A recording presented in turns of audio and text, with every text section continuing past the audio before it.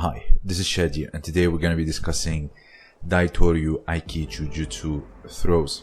And when I say lost, I mean in the sense that the school is no longer competitive. Centuries ago, even in the Meiji era, the school was highly competitive.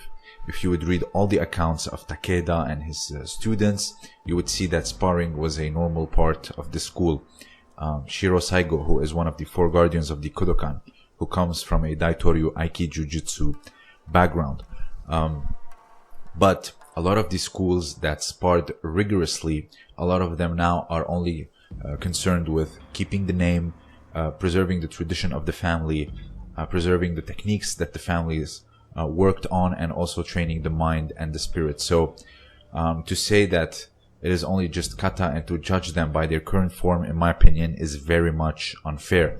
There is a lot of BS in martial arts, as Joe Rogan says, but a lot of this BS, in my opinion, comes from false narratives and uneducated opinions. So the first throw that we're going to be taking a look at is a classical Ippon Seoinage with arms stretched out. So here you see he's trying to grab with both arms, one arm, and then she rotates them in a way that locks the elbows and then finishes with an Ippon Seoinage. All she has to do is fill in the gap where the arms are stretched out and then finish with Ippon Seoinage. Now, the Ippon Seoinage with the arms stretched out is not something new. I've discussed this numerous times, but the way that she did it with both hands, locking them and crossing them, makes the opponent even more helpless. So this one, in my opinion, is a very interesting setup for this old style Jujutsu Ippon Seoinage. The next one is a Tomoe Nage,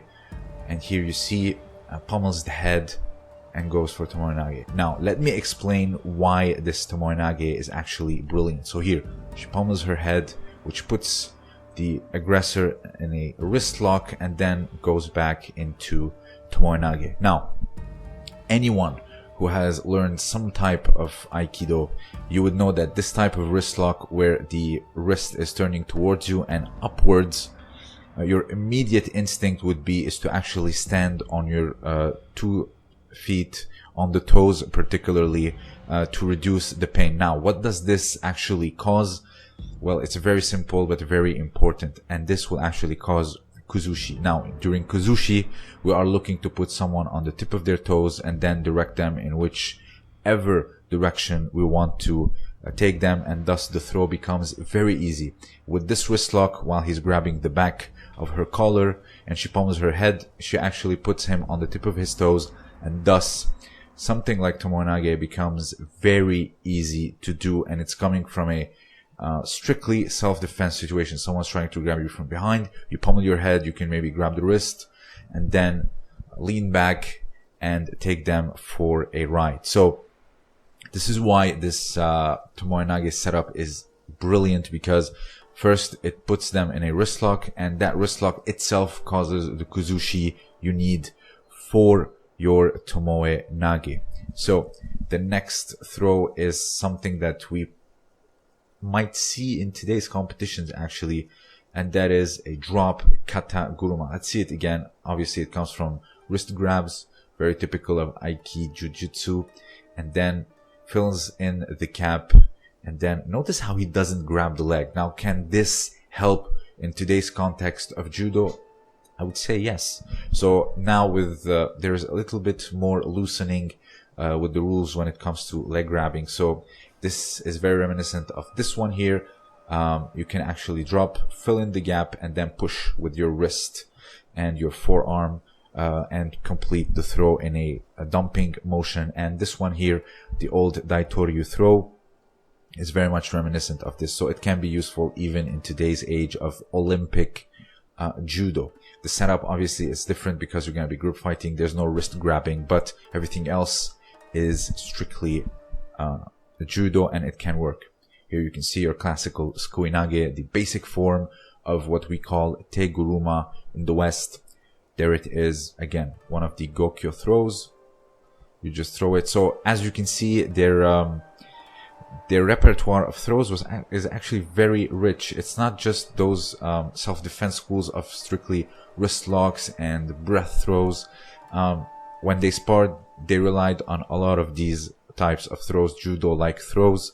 And this Katakuruma here, I've talked about this numerous times. It's like a torture rack style Katakuruma where the torso is pointing to the sky, and thus falling can be incredibly painful and can cause a lot of damage. And finally, I left this because this is the most judo-esque type throw of Daito Aikijujutsu. Notice here the cross grip finished with harai goshi. So here he explains that you put your thumb in almost like an yama arashi type grip, and then you cross, and then you grab the lapel with the other hand. But here he explained that this is actually better to grab it. So it's a cross collar, and then you cross grip on this bottom side the other lapel, and then you continue with harai goshi. He says this is why it works. You say don't grab like this, but yama arashi, you actually do grab like this. But here he's saying just a normal deep cross grip on the neck level where you can actually unbalance them easily. So this is yama arashi. You can see the thumb is in. There's not much like a big sweeping motion on the legs as in harai goshi, and this is more considered teiwaza because you are engaging the hands far more than the hips and the legs, unlike harai goshi. I would argue that this is not 100% teiwaza, but you can argue all day long, but still it doesn't really matter. This is harai goshi. As you can see, the hips, the legs, they are far more engaged than in yama arashi. However, the grips that the Daito school does with the cross gripping deep down the neck will cause a much easier Kuzushi than this one. This needs, in my opinion, far more ability to pull this off. Thus, people would resort to Russian arms and Georgian arms because it's much easier to do Kuzushi than the classical sleeve and lapel. So, this is mainly it. I just wanted you to see how rich the repertoire of techniques the school used to have.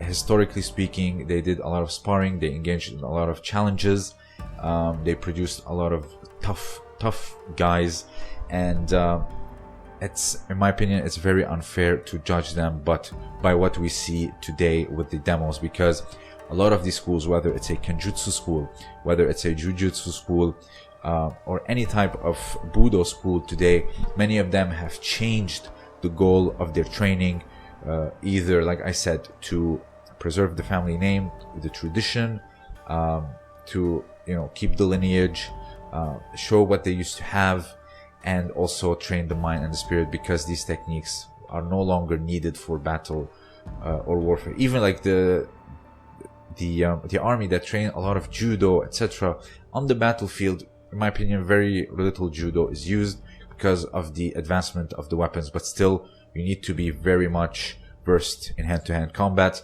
and Daito was one of those schools for the military, for the police, and it was a rival school of all these jujutsu schools whenever they wanted to show that they are the best when it comes to teaching the military, and sparring was very much a common thing to do because dojo yaburi, or storming dojos and challenging them, was a real phenomenon, and it was very frequent. So sparring was absolutely crucial back in those days, and Daito Aikijujutsu did it quite a bit. So if you have anything else to add, please let me know down below. Also, consider supporting me on Patreon. I have exclusive content for the patrons only, but my main content will always be here on YouTube. So please don't feel obliged, but your support would mean greatly. This was Shadi, and thank you for listening.